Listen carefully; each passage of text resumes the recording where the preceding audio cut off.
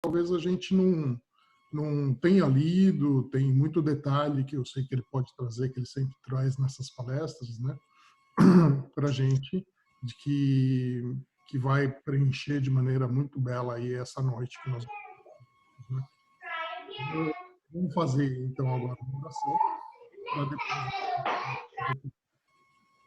Então, eu convido todos a cerrarem os seus olhos, né? E nesse momento focarmos o nosso pensamento no nosso amado mestre.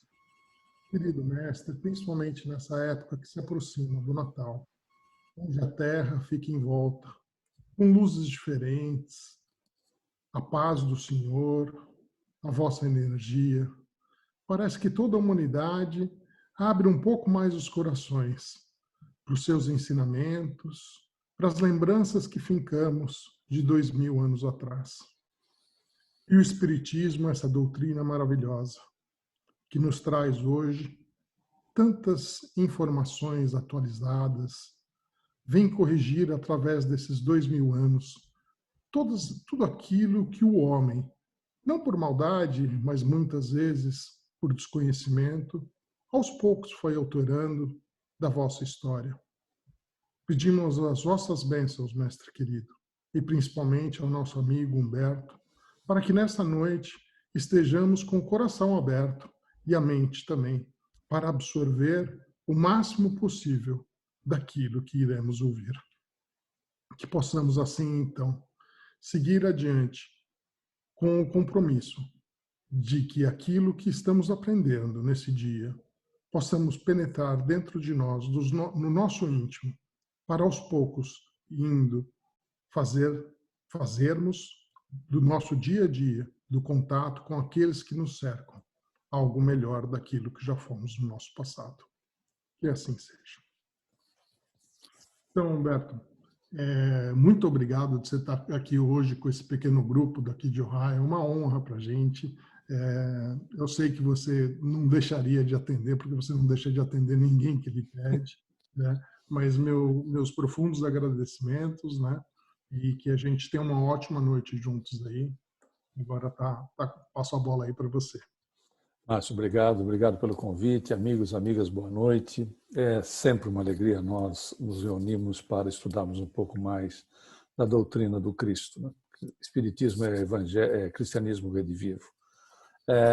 Chico costumava dizer que Espiritismo é Jesus de novo no meio do povo, o que é uma realidade, né? E em algumas outras expressões era Jesus de novo no coração do povo, o que é um fato, né, para todos nós. O cristianismo redivivo é a realidade de Jesus em nossos corações, gradativamente, fazendo morada gradativamente no desenvolvimento que nós fazemos. Como trata-se de um grupo de estudo e nós também somos um estudante como todos vocês, nós colocamos a biografia dele, como dizíamos a princípio para o Márcio e para a Simoni, a título apenas de referência. Se você quiser participar, não é? Quiser fazer perguntas ou tiver alguma colocação a respeito, fique completamente à vontade, porque como o grupo não é grande, e isso é muito importante, nos traz a oportunidade do dinamismo da nossa conversa, não é? Na realidade, nós até começamos aqui com o selo que foi lançado comemorativo em 2010, do 100º aniversário de Chico Xavier, porque em torno do Chico tudo é muito curioso, as coisas se desdobravam de forma simples, mas ao mesmo tempo impressionante. O governo brasileiro não subsidia os selos comemorativos. Selos comemorativos são subsidiados pela iniciativa privada, por incrível que possa parecer. Este selo de comemoração em 2010, do 100º aniversário dele, foi subsidiado pelo governo, que eminentemente tem características e administra um país, né, de grande maioria católica, não mais um país completamente católico, mas de grande maioria católica. Então já nos impressiona de largada, por ser algo simples, mas ao mesmo tempo sai do normal, daquilo que é considerado para o governo brasileiro. Bom, em relação a Chico Xavier, lamentavelmente, nós tivemos muito pouco tempo ou não o estudamos suficientemente. Um amigo nosso, que é o Dr. Sérgio Felipe de Oliveira, com o qual nós tivemos oportunidade de estudarmos na Escola de Aprendiz do Evangelho durante 4 anos, em conversa com ele, ele disse que é lamentável que nós não tenhamos nos aprofundado para conhecer melhormente o espírito que ali estava. Porque, muitas vezes, Chico Xavier foi visto como um médium, como se a realidade da vida dele fosse simplesmente um indivíduo que estivesse transmitindo informações do plano espiritual. Quando isso fazia parte da vida dele, porque não era a mediunidade era uma ferramenta do trabalho dele, mas nós temos que considerar o espírito que ali estava, porque o missionário que era, né, continua sendo, mas estamos colocando aí na relação da dimensão física, o missionário que era, porque sem este missionário não haveria missão dos espíritos. Porque o processo, e às vezes essas colocações são interessantes, porque o Chico era médium mecânico. Não, ele também tinha mediunidade mecânica, também tinha. Mas ele atuava muito, por vezes, com mediunidade semimecânica ou, por vezes, com inspirativa. Só que o nível de capacidade, de disciplina e do espírito em si permite que a mediunidade tenha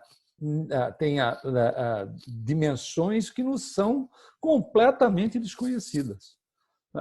E, falando de capacidades do próprio espírito, nas nossas conversas que iam madrugada adentro, porque ele tinha como hábito o repouso dele, né? Ou seja, horas de sono como hábito eram 4 horas nas 24.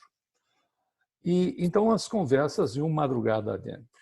E nós conversávamos, e Chico Xavier, isso na casa dele, ele não estava mediunizado. Né? As conversas eram com o homem Chico Xavier e não com o médium. Era impressionante porque apresentávamos qualquer tipo de assunto.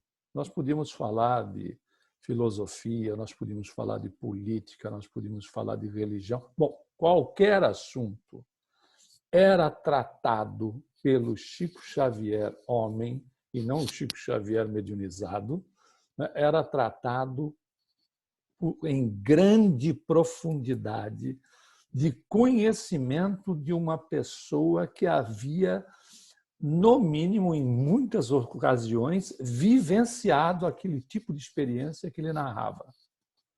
Era tão impressionante porque, quando ele falava a respeito de determinado assunto, porque nós sabemos muito bem, quando você experiencia algo e vai narrar a respeito, o que você coloca, você, eu, todos nós, o que nós colocamos é a vibração diferenciada da experiência que ocorreu, não é verdade?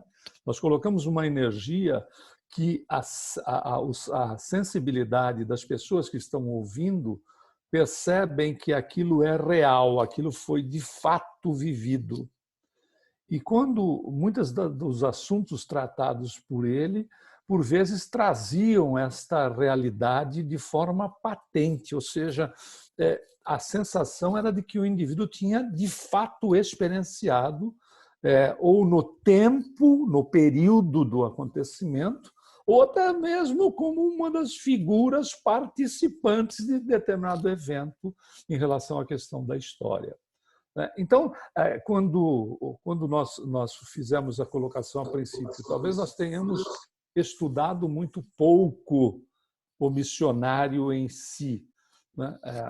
E, por vezes, dado muito foco na ferramenta mediunidade, e não apenas, como homem em si, ele possuía, como espírito reencarnado, ele possuía determinadas faculdades, ou seja, capacitações de caráter pessoal que eram impressionantes. Você viu que nós não saímos do primeiro slide, né? Nem, né? Não estamos preocupados aqui com ficar rodando PowerPoint. Vamos citar alguns exemplos. Ele tinha a faculdade da psicometria. Ele não era médium psicômetra, ele tinha a faculdade de psicometria. Tanto é que da infindável quantidade de cartas que ele recebia, ele respondia muitas delas sem abri-las. Com um detalhe, cuja pessoa mencionada no conteúdo da carta não era a remetente. Ele respondia dizendo, bom, a Dona Maria, quem tinha mandado o remetente era José. A Dona Maria precisa muito da nossa ajuda. E aí respondia a carta sem abri-la, né? Sem que o envelope fosse aberto para a Dona Maria, que era mencionada, era o pedido de ajuda a ela que estava, né, na carta, e o remetente era outra pessoa. Dar livro para o Chico era algo assim que, para um leitor comum como esse que vos fala, é decepcionante. Por quê? Porque muitas vezes ele pegava o livro e fazia isto aqui, ou nem fazia isso, tocava no livro e te contava o livro inteiro, se você quisesse. Ele, às vezes, quando ele fazia isto, ele disse, já li. Então, isso não era um procedimento mediúnico, isso é uma capacidade do espírito desenvolvida, onde esta faculdade nós conhecemos como psicometria, mas também nós encontramos médiuns psicômetras, o que não é muito comum. Em relação às questões de mediunidade, é o maior fenômeno mediúnico que se tem conhecimento no planeta, porque Jesus não era médium, né? Apesar de que nós encontramos no Evangelho segundo o Espiritismo a classificação de que Jesus era médium de Deus. É óbvio.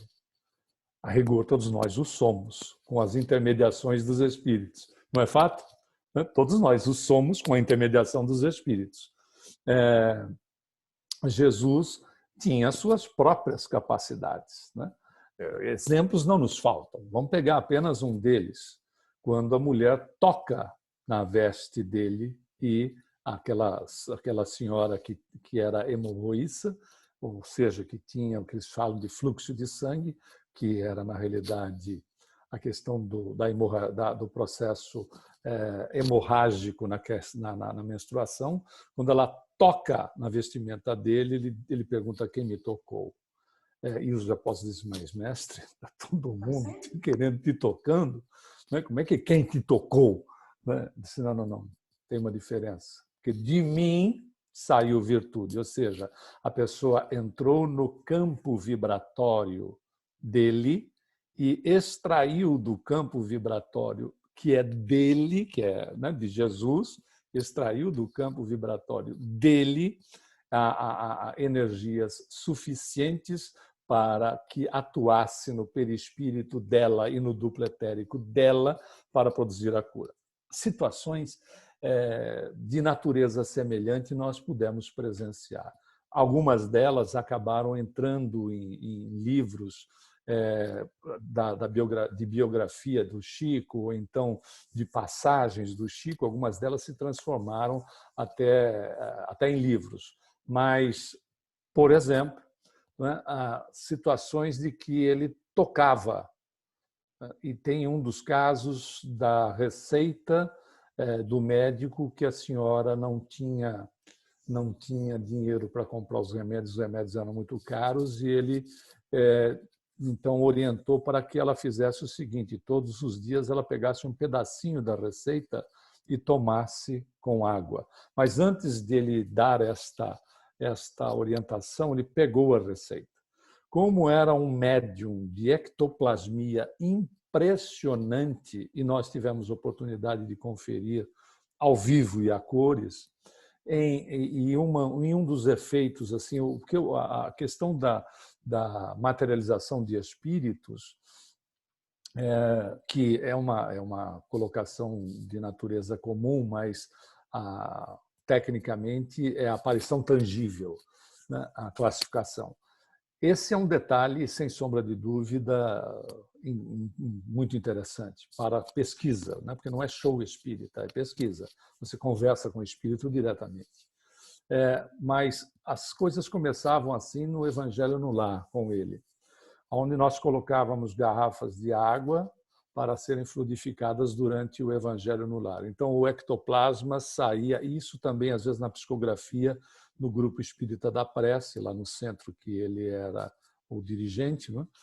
Saía o ectoplasma das narinas dele em estado visível, né? Condensado, passava sobre as garrafas, que podiam estar fechadas, evidentemente, né? A tampa, com as tampas, passava sobre as garrafas e a fluidificação da água, você podia, ficava repleta de esferas douradas que iam se diluindo na média entre 24 e 48 horas. Cada uma das garrafas que eram depositadas sobre a mesa, nenhuma delas tinha a mesma essência, era para cada pessoa especificamente. Umas tinham essência de flores, outras você tinha odor e sabor de remédios ou de ervas, etc.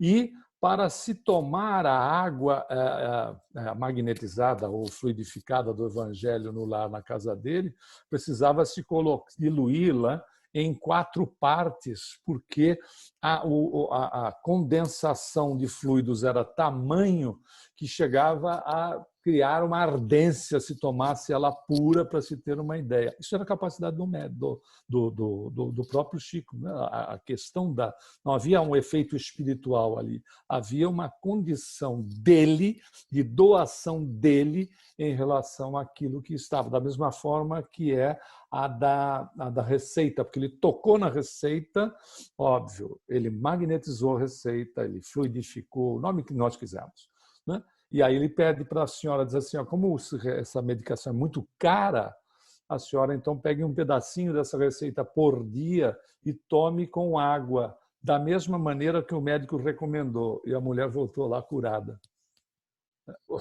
Então, são situações que nós, em relação à capacidade do espírito, nós estudamos muito pouco. Bom, vamos aqui só dar uma andadinha em relação às questões da biografia dele em si. Como todos nós sabemos, né, reencarnou em 2 de abril de 1910, registrado como Francisco de Paula Cândido, depois alterando o nome para Francisco Cândido Xavier. Isso por pedido do próprio, veja que situação, né, absurda, pedido do próprio chefe dele, Dr. Rômulo Joviano, na Fazenda Modelo. Por quê? Porque ele foi contratado, quando ele foi contratado no Ministério da Fazenda, o pessoal ficou sabendo, ele já era uma figura que estava se tornando uma figura pública, e o pessoal começou a procurar o tal do Francisco de Paula Cândido para demiti-lo por conta de preconceito. Olha o absurdo das coisas, né? Até porque o preconceito era tamanho que as atividades de Chico Xavier, não é, num grupo de Ohio que vocês se reúnem em torno de 8, 10 pessoas, ele, por muitas vezes, depois do desencarne do irmão dele, José Xavier, com o qual fundaram o primeiro centro espírita, né, o Luiz Gonzaga, em Pedro Leopoldo, ele, durante 2 anos, trabalhou, a rigor, como encarnado, sozinho. A sessão acontecia com ele e um cachorro. O cachorro e um cão que, quando era 10 para as 8 da noite, não era um cão dele, era o cão de um cidadão vizinho, próximo da onde era o centro, o cão saía, quando era 10 para as 8. Ele saía e voltava às 10 horas da noite. E o dono do cão ficou intrigado, porque era toda sexta-feira, esse cachorro saía 10 para as 8 e voltava, né, 10 e pouco da noite. E ele, uma hora, seguiu o cachorro. E o cachorro ia até o centro, o Luiz Gonzaga, onde o Chico estava sozinho, a rigor, né, sozinho fisicamente, mas, obviamente, repleto de espíritos, né, trabalhando com os espíritos. O cachorro ia ao centro, se deitava próximo dos pés dele e, quando terminava o trabalho, o cachorro ia embora. Eu cheguei a me arrepiar agora, porque é a maravilha do Criador em favor da criatura, oferecendo à pessoa que se dedique ao bem uma companhia.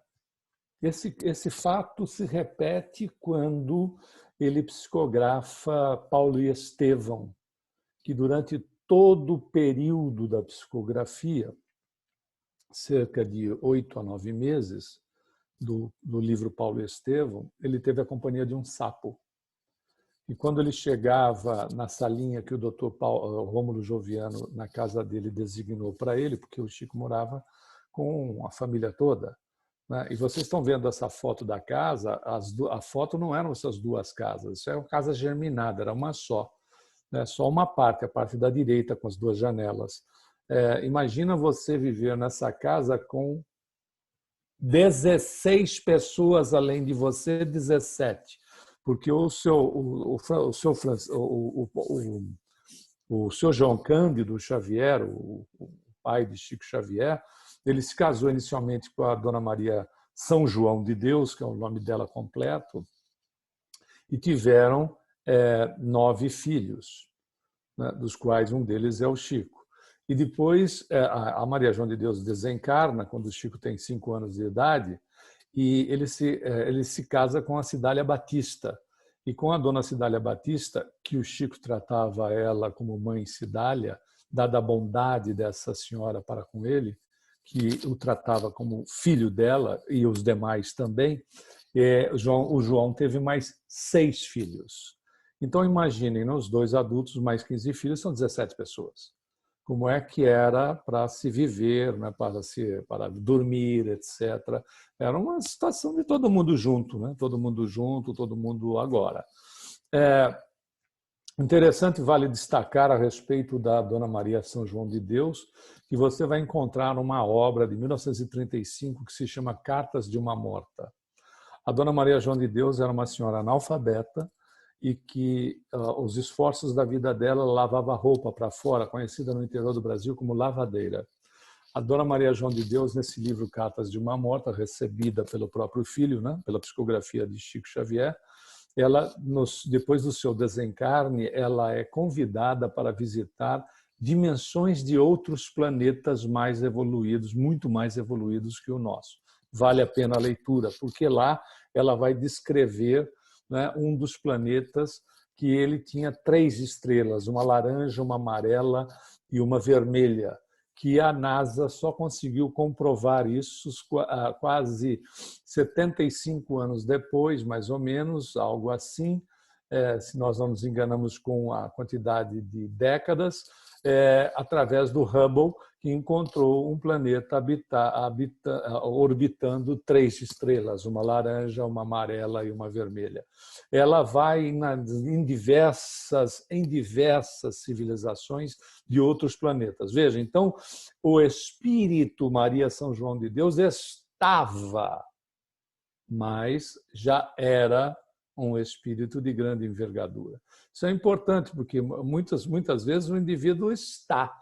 Se nós olharmos o próprio Francisco Cândido Xavier, né, ele, em matéria de educação normal, né, ele tinha a 4ª série do antigo primário e ainda repetiu a 4ª série do antigo primário porque ele precisava trabalhar. E esse precisava trabalhar foi, inclusive, sugestão do padre da paróquia, do pároco de Pedro Leopoldo, para que o pai dele, pelas manifestações mediúnicas que ele tinha, para que o pai dele não internasse num manicômio. Porque para o pai, como para a família, o Chico Xavier tinha problemas mentais, né, em relação àquilo que eles pura e simplesmente não entendiam, não compreendiam. E o padre Salvador Scaringella, ele disse para o seu João, ele disse, olha, se você interná-lo, o Chico vai se transformar numa despesa a mais para você, para a sua família, que já vive numa situação difícil. Então, em vez de você interná-lo, coloque-o para trabalhar. E aí Chico, então, né, acaba sendo retirado da escola. Aí é outra foto do Colégio São José, onde ele conclui o 4º ano primário e vai trabalhar na fábrica de fiação de tecidos da cidade, mas era fiação de algodão, na área de fiação de algodão. Isso vai lhe comprometer as questões da saúde, porque na época essas fiações não possuíam câmaras de pó e nem tampouco tinham máscaras para os funcionários. Longe disso. E o algodão, a fiação do algodão produz um pó que é altamente danoso aos pulmões. Isso foi um dos pontos que enfraqueceu muito a questão da saúde dele na relação, principalmente dos pulmões. O Chico passou por 3 pneumonias. E a última delas foi aquela do evento que acho que muitos dos nossos amigos e amigas vão se lembrar agora, que o repórter está fazendo uma matéria, o Chico estava internado no hospital em Uberaba e, de repente, você vê um facho de luz passando assim, no alto e entrando exatamente na janela do apartamento que o Chico estava internado, em estado muito grave com a pneumonia que tinha, já em idade muito avançada, e no dia seguinte ele recebeu alta. Incrível, incrível. Porque, na realidade, pessoal, quando o indivíduo esteja produzindo no bem, qual é o interesse dos nossos amigos espirituais? Não é estender o indivíduo está sendo útil. Nós fazemos uma programação espiritual, que nós podemos chegar naquela faixa etária que nós nos programamos, mas, lamentavelmente, diz André Luiz, né, espírito, que é muito grande, né, o número de pessoas que desencarna muito tempo antes da hora. Então, o indivíduo que seja útil, ele faz uma programação, mas nós percebemos que parece que, né, vão dando uma certa energizada no sujeito. Olha o Divaldo, não é não? Dá uma olhada no sujeito, né? Parece que vão energizando o sujeito para ele ficar mais tempo. Por quê? Porque é útil. Ele é útil para si mesmo e útil para a coletividade. Então, há, sem sombra de dúvida, um trabalho fantástico para que a extensão dessas criaturas, da permanência dessas criaturas, possam se dar para que ele seja alavancador, continue alavancando a evolução das pessoas. Aqui uma foto já dele, né, rapazola, com o seu pai em Pedro Leopoldo, o seu João Cândido, que, segundo o Chico, só entendeu aquilo que o Chico produzia em relação ao trabalho com os espíritos quando estava no leito de morte. Veja, era o filho e conviveu com o filho, mas só assimilou a questão da vida espiritual quando estava para desencarnar, porque ele disse para o Chico, agora, ele já estava assim, próximo do desencarne, ele disse, agora eu entendo o que você faz ou o que você me falava a respeito dos espíritos. A sua mãe, Maria São João de Deus, está aí e veio me buscar. Incrível, né? De uma convivência direta, né? Não só com o médium, mas com um espírito muito mais evoluído. Essa relação do espiritismo vai se dar em 7 de maio de 1927, quando ele tem o primeiro contato com a doutrina, que a sua irmã Maria Xavier Pena, doente, desenganada pelos médicos, é curada por um tratamento espírita, porque ela era considerada considerada doente mental e, na realidade, ela tinha um processo subjugatório de espíritos, que, obviamente, trabalhado as questões da subjugação, ela acaba recuperando a saúde, e isso tem um toque fundamental no Chico, porque olha a relação, né? Em 7 de maio ele tem o seu primeiro contato, em 8 de julho do mesmo ano, né, 2 meses depois, ele faz a sua primeira psicografia, né, no centro, já montado pelo seu irmão, com a assinatura de um espírito amigo. Bom, questão de mediunidade mecânica. Esse é um dos eventos que nós estávamos presentes na casa dele. E a dirigente do grupo, que ainda ela já está desencarnada faz 10 anos, a dona Yolanda César, que dirigia o Lar Oficina Augusto César, hoje, né, renomeado como Lar Oficina Augusto e Yolanda, nós fazíamos essa visita bimestral ao Chico, porque não era uma visita pura e simples. Nós íamos lá para dar continuidade nas atividades de caráter social do Grupo Espírita da Prece, ao qual a dona Yolanda, para a área social, era encarregada. Então, mas quando nós fazíamos essas visitas, a dona Yolanda levava algumas pessoas, poucas, né, algumas pessoas, senhoras via de regra, não é? Ou pessoas que haviam o filho desencarnado, etc. E, neste caso, foi uma mensagem de um jovem que o Chico tinha no fundo da casa dele uma edícula onde era o local das atividades de trabalho dele, ou onde nós nos reuníamos para ficar conversando com ele até de madrugada. E ele, primeiro, nós chegávamos, a dona Yolanda apresentava as pessoas, ele fazia uma prece, uma leitura de um trecho do Evangelho e psicografava para algumas das mães ou os pais presentes, que eram poucos, como dissemos. Nesse caso, é uma psicografia de um rapaz que desencarnou com 17 anos de idade num acidente automobilístico, junto com um amigo dele que estava dirigindo e perdeu o controle do veículo. Bom, ele psicografou umas 17 páginas. E aí disse o nome do espírito ao término da psicografia, e a senhora, que estava sentada um pouco mais distante, se levantou e veio para próximo dele. E ele começou a leitura.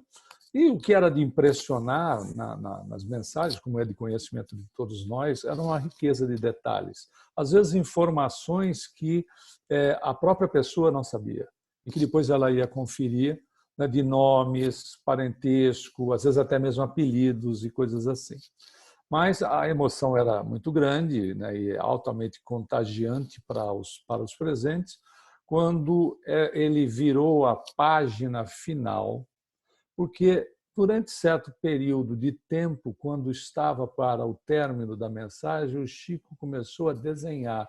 Só que, como o papel estava levantado, ninguém viu o desenho. Quando a senhora viu o desenho, era algo de impressionar, porque ela, claro, uma emoção geral, né, generalizada, ela pegou e disse: Chico, esse desenho era um coração com uma série de flores desenhadas ao redor do coração e o nome do rapaz e o nome dela, da mãe. Ela disse: esse desenho, Chico, abriu a bolsa, tirou a carteira da bolsa, de dentro da carteira tirou um papelzinho. Ele disse: o meu filho deu na hora que ele foi sair de casa e desencarnaria horas depois, no acidente que ocorreu. Ela colocou o papel do lado do que havia sido desenhado na mensagem e era a mesma coisa que você tivesse feito uma cópia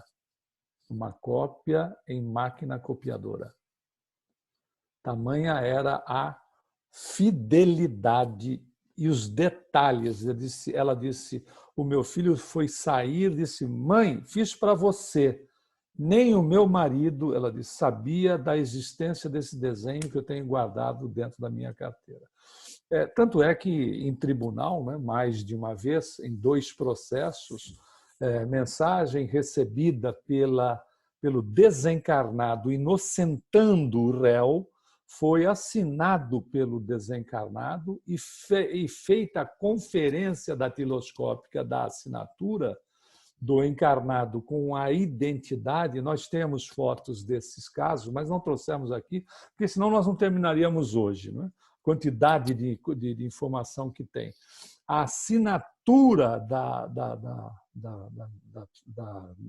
mensagem tem a similaridade conferida por técnicos na carteira de identidade do desencarnado, que foi o caso de inocentar 2 casos, um caso no Rio Grande do Sul e outro caso em Goiás, né, onde foram acidentes ocorridos e os desencarnados, através de mensagem, disseram não há culpabilidade, sim, houve um acidente, etc., inocentando o réu que seria fatalmente condenado.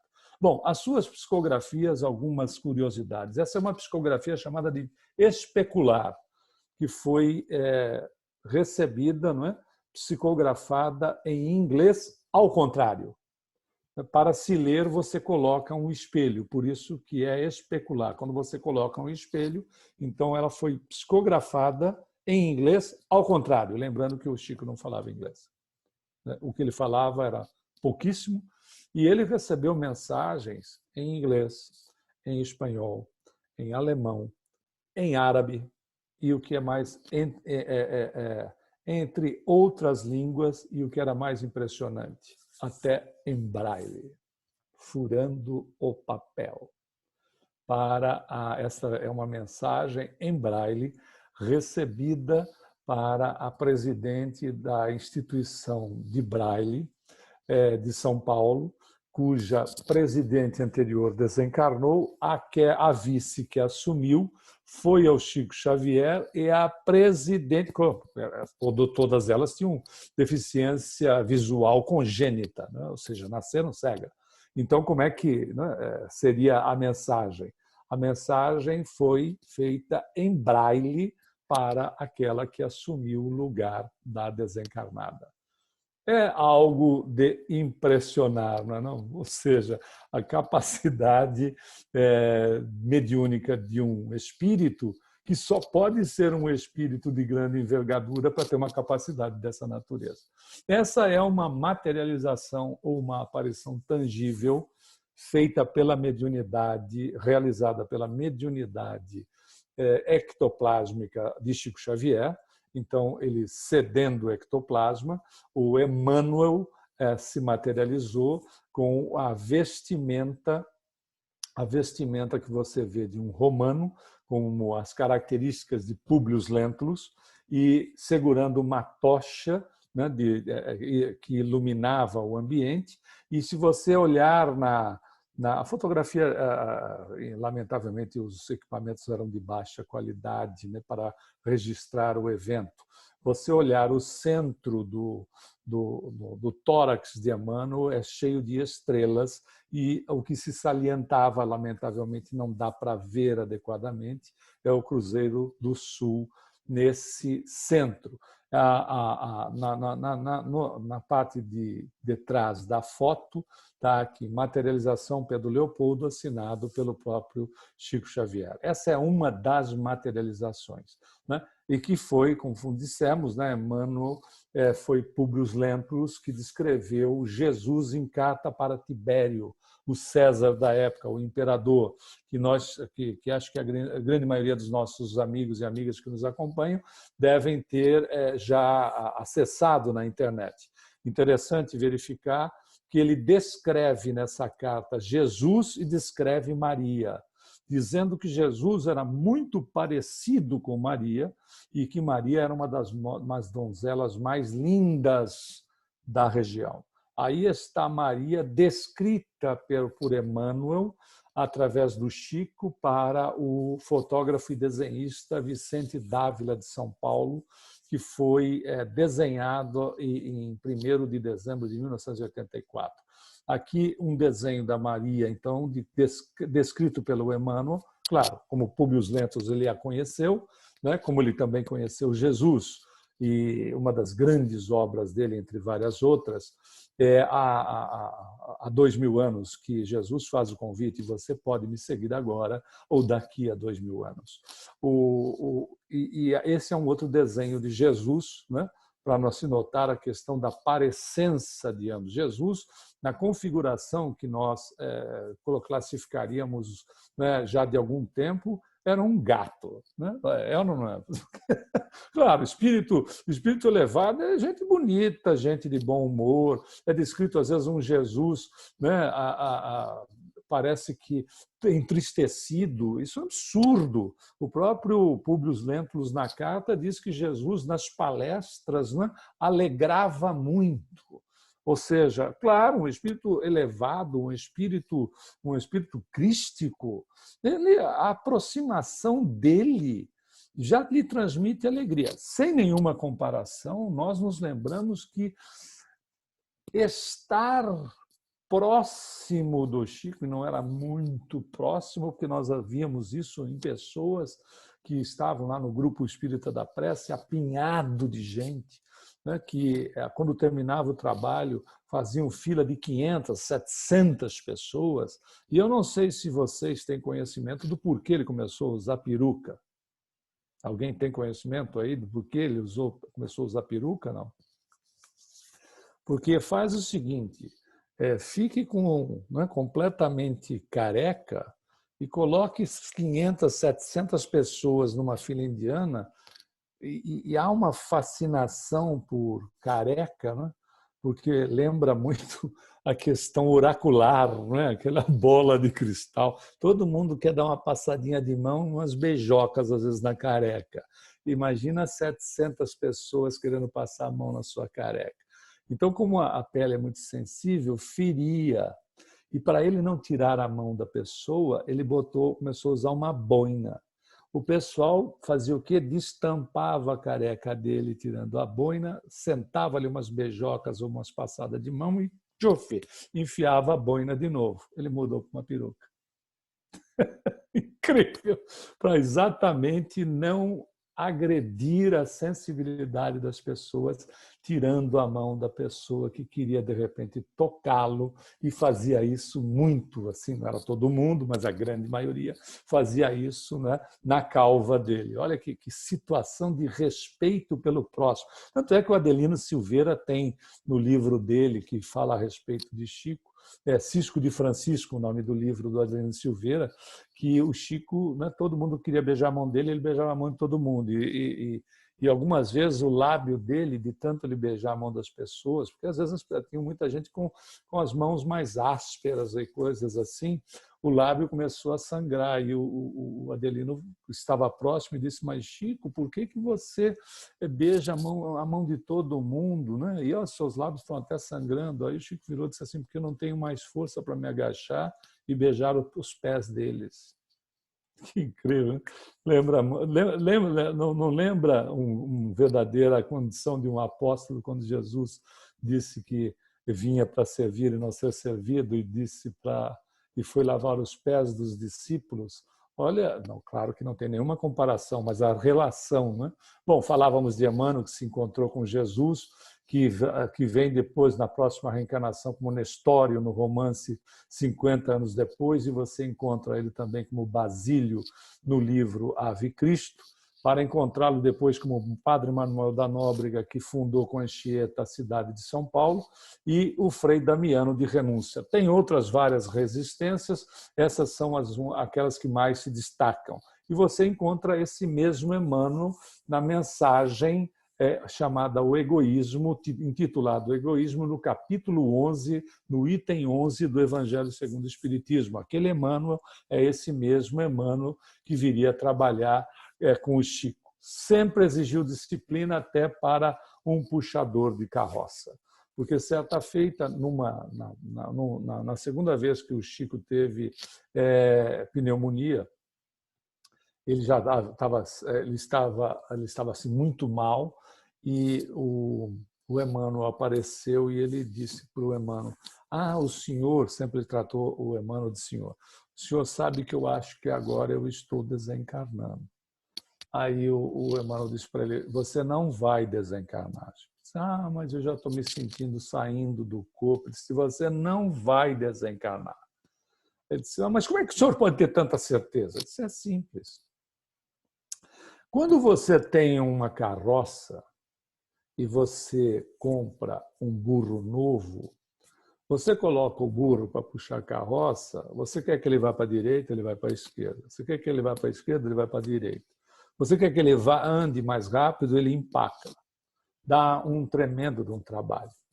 Quando você tem um burro velho, não. Você bota o burro na frente da carroça, ele faz exatamente aquilo que você quer. Esse é o seu caso. Por isso que você não vai desencarnar. Não é fantástico?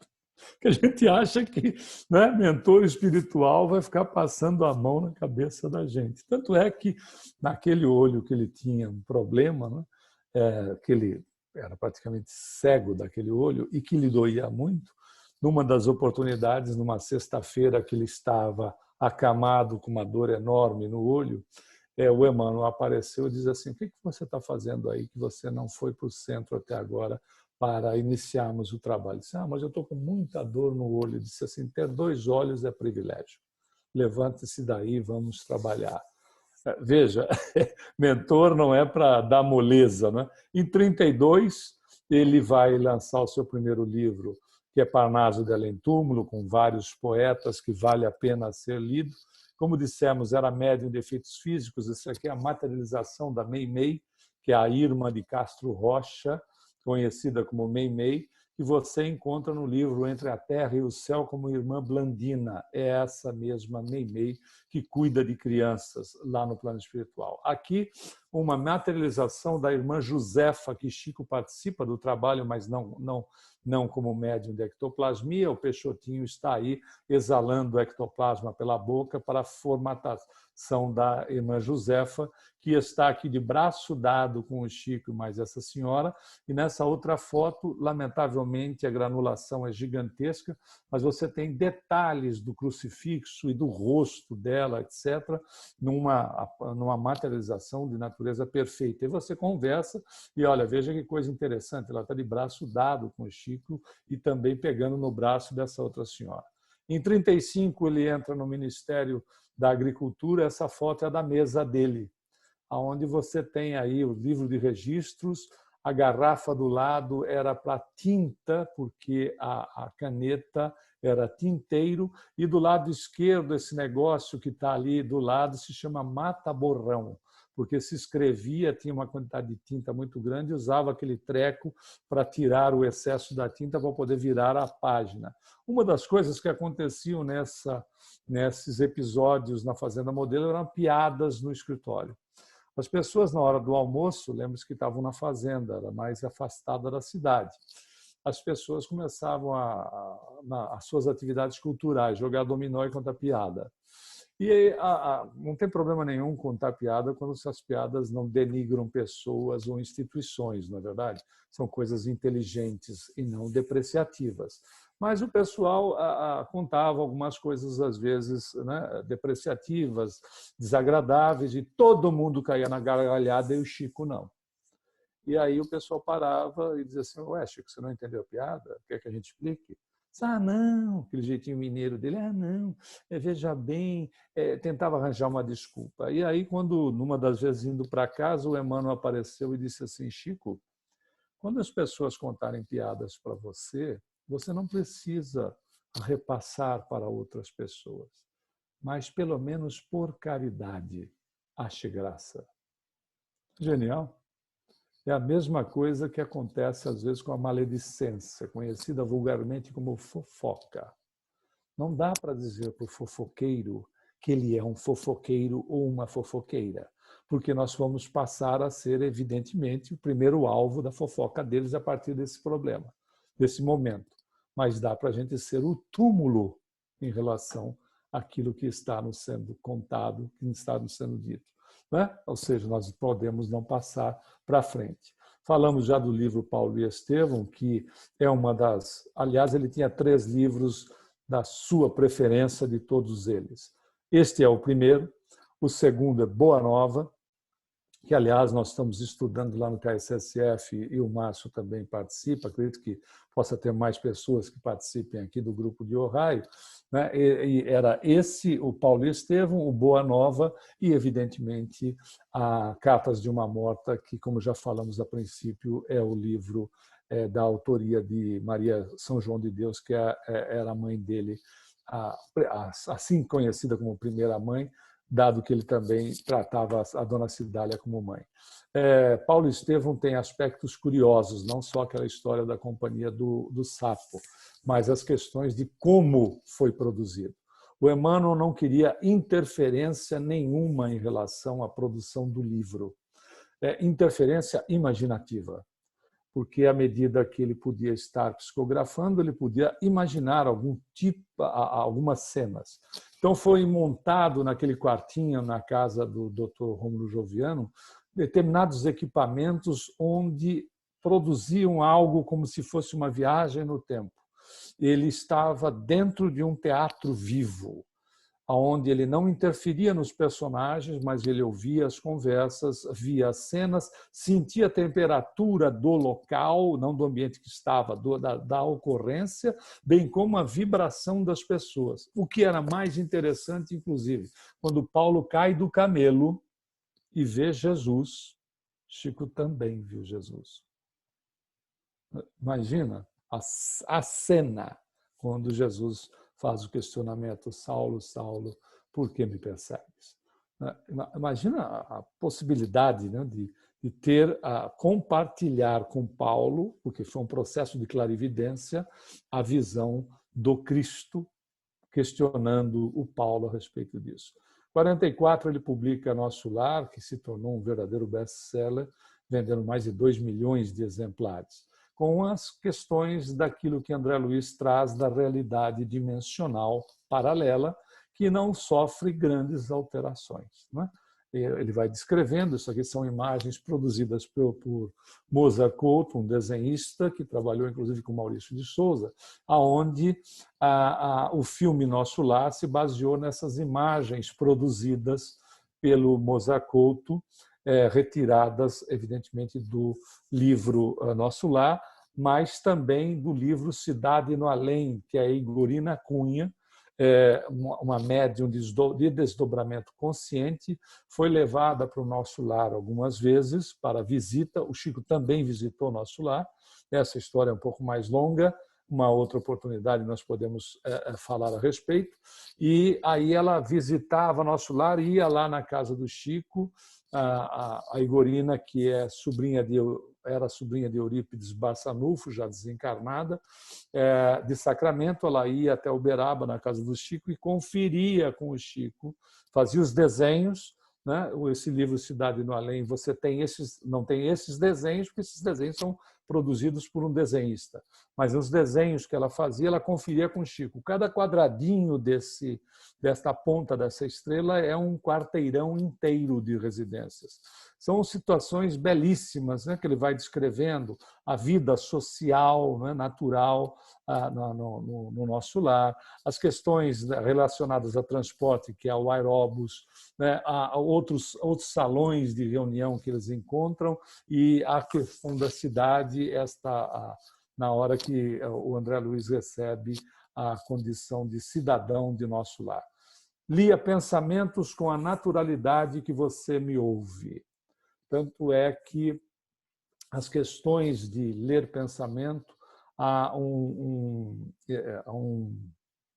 cientista da NASA foi para Uberaba fazer uma análise, se constatou com os equipamentos que ele levou, o nome dele é Dr. Paul Higgs, era o nome dele, se constatou com os equipamentos que foram levados de que a aura do Chico, da emanação energética da criatura, ou seja, que todos nós temos, e que a rigor, quando passa muito, chega muito a 1 palmo na frente do nosso nariz, o dele era de 20 metros a circunferência.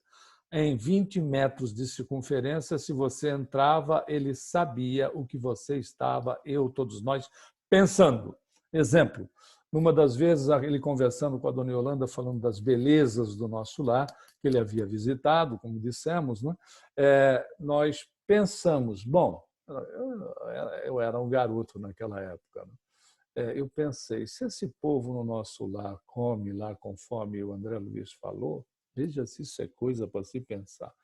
Como é que devem ser as necessidades fisiológicas deles? Que ridículo. Hoje, mas é um garoto pensando. Ele estava conversando com a dona Yolanda, nós estávamos aqui ao lado, na mesinha da sala da casa dele, ele parou e falou, Yolanda, com licença. Virou-se e disse assim, sabe, Humberto, dependendo da evolução do espírito, o excesso pode se dar pela exalação através dos poros. Incrível, né? Ele respondeu ao questionamento que eu havia feito mentalmente. Um outro caso que nós colocamos na nosso lar e os seus gatos, nós fomos lá para a salinha de fundo, quem conhece o Triângulo Mineiro sabe o calor que faz, era verão, estava um calor danado e o Chico tinha muitos gatos, além do Brinquinho, o cachorro dele, que foi o que nós conhecemos, né? Ele teve outros antes. Aí ele tinha muitos gatos. E naquela salinha que nós dissemos lá no fundo da casa dele, naquele dia de verão, quando chegamos lá e abrimos a porta para guardá-lo lá, né, ele veio um pouco depois, tinha um certo odor da urina de gato. E um amigo nosso que nos acompanhava, também do grupo do Lar Oficina, disse assim, nossa, que cheiro horrível de xixi de gato. Não, o assunto ficou por aí, morreu o assunto.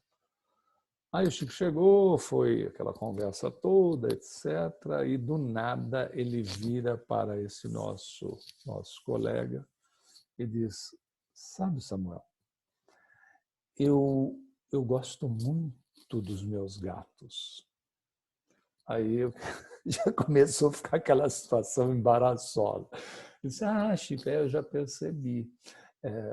Você tem vários, né? Ele disse, por isso que eu tenho tantos, porque os meus gatos protegem os meus livros dos ratos.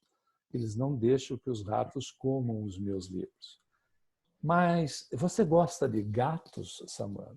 Olha, eu gosto muito de gatos. Eu não tenho, mas já estou até pensando em ter um.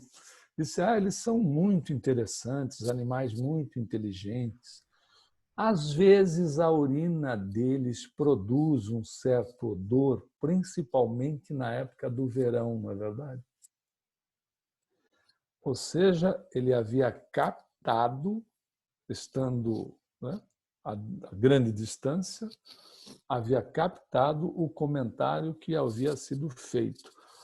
Tanto é que, voltando ao Adelino, essa passagem se deu com o Adelino, um conhecido do Adelino estava naquela fila de sexta-feira para falar com o Chico, da sexta-feira à noite, e aí, porque depois o sujeito declarou para o Adelino, ele olhou para o Chico, aquele calor de Uberaba, o cara, era a final da tarde, ele olhou para o Chico e disse assim, nossa, mas o Chico está parecendo um sapo gordo e velho.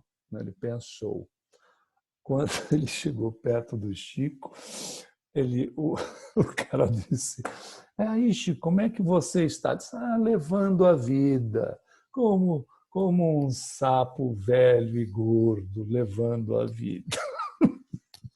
Era altamente embaraçoso pensar qualquer coisa perto dele, porque, obviamente, nós tivemos uma das passagens, o povo era sábado à noite, nós íamos voltar para São Paulo no domingo pela manhã, o povo todo aglomerado, e já era de madrugada, para se despedir dele, e eu olhei para um dos nossos colegas e disse assim, não vai dar para se aproximar dele, porque é muita gente, né? Numa outra oportunidade nós fazemos isso. E saímos e fomos em direção ao nosso carro, quando veio correndo lá uma das pessoas do Grupo Espírita da Prece, nos chamando, dizendo assim: ah, o Chico quer falar com vocês. Aí nós dois voltamos e o Chico já estava mais próximo, tinha saído do centro, estava próximo do carro do Eurípides. Ele estava em pé na porta, com a porta aberta do veículo. Nós nos aproximamos e perguntamos: Chico, você pediu para nos chamar? Ele disse: ah, sabe o que é? É que eu gostaria de me despedir de vocês. Eu não gostaria que vocês fossem embora sem que eu tivesse me despedido. Era impossível, né? Apesar de nós termos falado entre nós, numa distância enorme, cheia, com aquela aglomeração toda, obviamente você emite o pensamento antes de você elaborar, não é? De articular a palavra. Ele havia captado aquilo que a gente já se pensa antes e se fala depois. Aqui é tão instantâneo que a sensação é de que a coisa funciona da mesma maneira. Bom, nós procuramos aí em uma hora, trazemos alguma coisa das nossas experiências, muitas delas já são conhecidas de vocês. Agradecemos mais uma vez o convite, pedindo para que Jesus possa nos envolver a todos nas suas bênçãos de paz, de muita paz. Que todos tenham com as suas famílias, com seus amigos, com seus parentes, um Natal de muita luz, de muita paz, e um 2021 de conquistas, porque o que está se passando agora é apenas experiência para fortalecimento de cada um de nós nos desafios que a vida nos traz, na condição de nos melhorarmos a cada momento. Paz a todos. Muito obrigado. Muito obrigado, Humberto. Pessoal, se vocês tiverem alguma pergunta, tal, por favor, fique à vontade aí. É para perguntar mesmo, por favor. Posso começar ou não? Pode. É porque geralmente eu sou o chato do grupo, então se prepara, Humberto.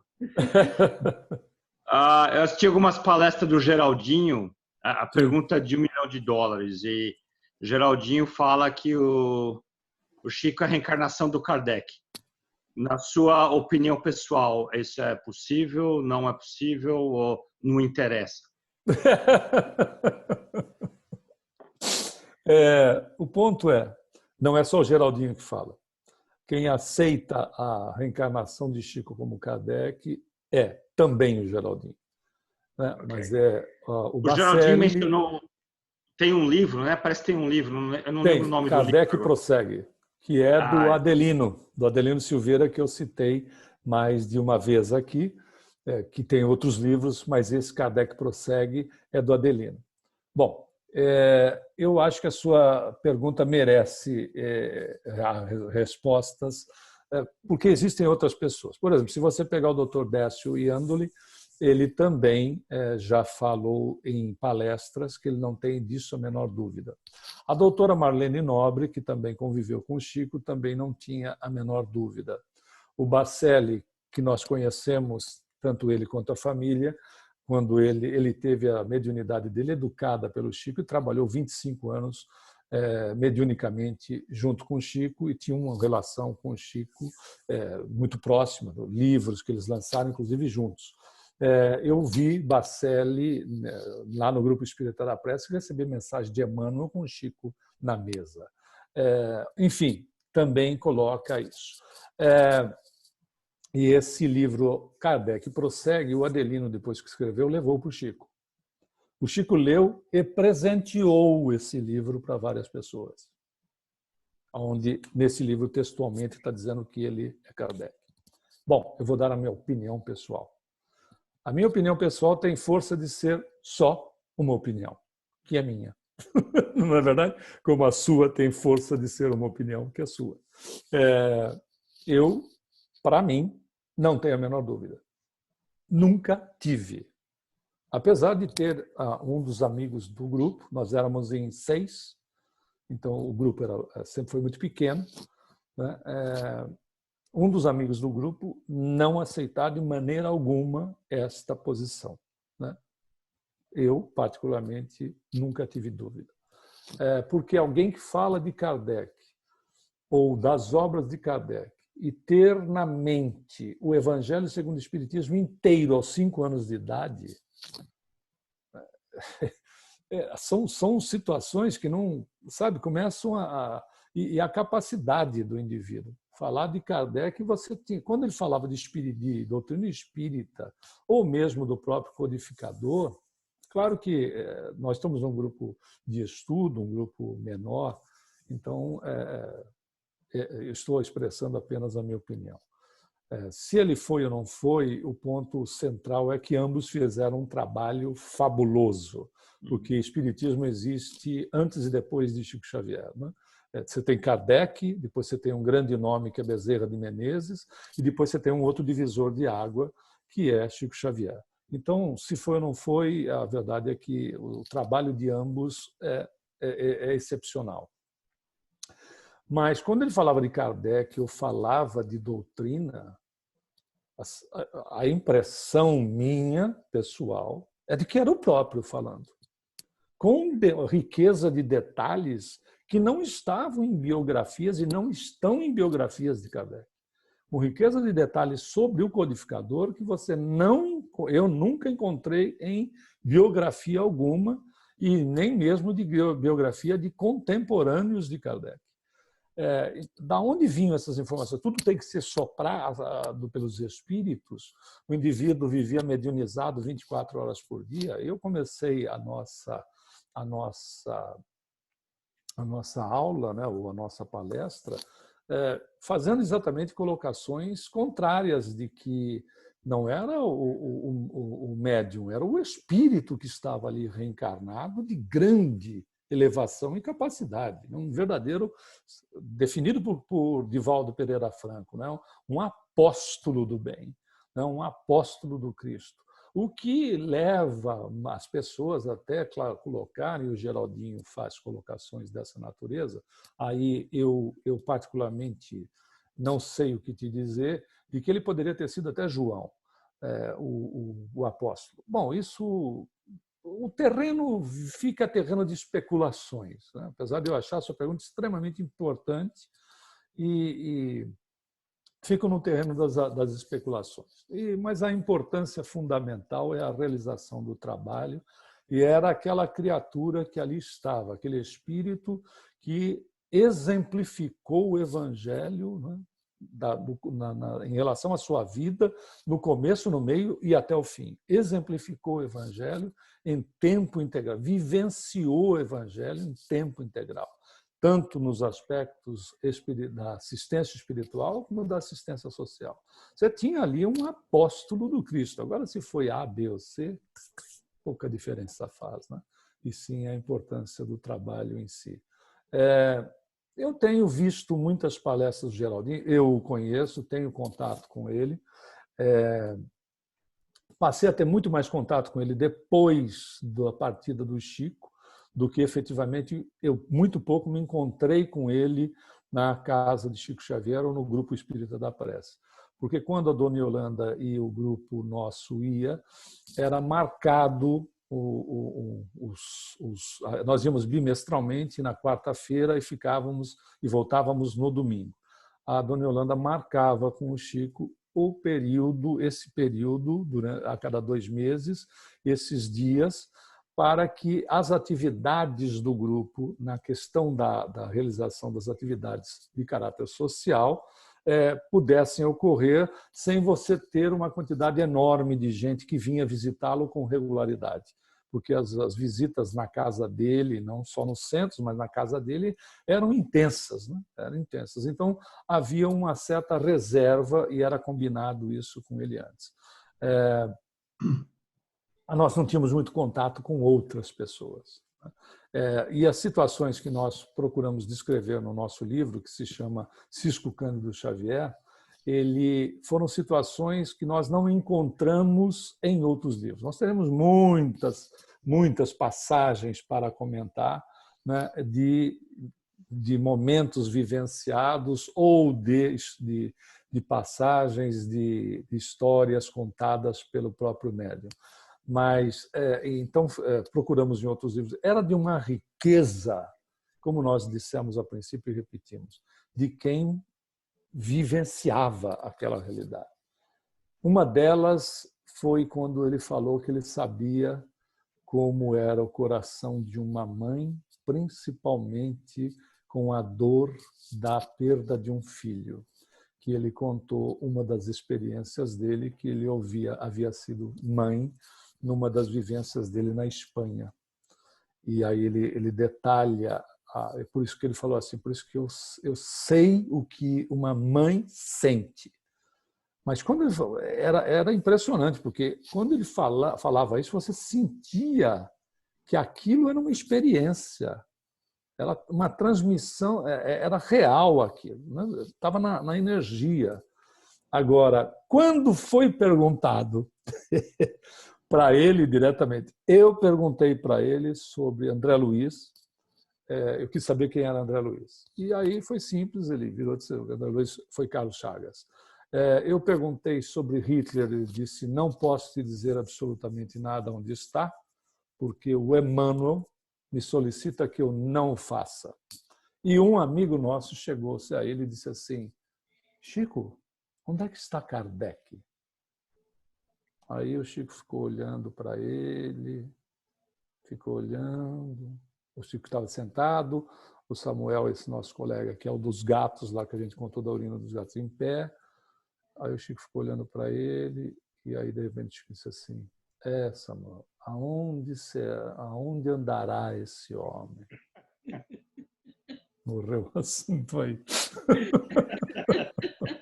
Aonde andará esse homem? Porque teve um episódio, e a gente vai encerrar para não atrasar vocês aí, e nós temos uma aula em 3 minutos, aí teve um episódio que isso lá, ainda na União Mineira, que ele ajudou a fundar, que ele era médium no trabalho de desobsessão e também evangelizador ou doutrinador, como é conhecido. E numa das oportunidades, um médium deu passagem para o Tomás de Torquemada, que foi aquele grande, acho que o maior inquisidor do que o planeta conheceu, né? O Tomás de Torquemada na Espanha. É o que mais mandou gente para a fogueira.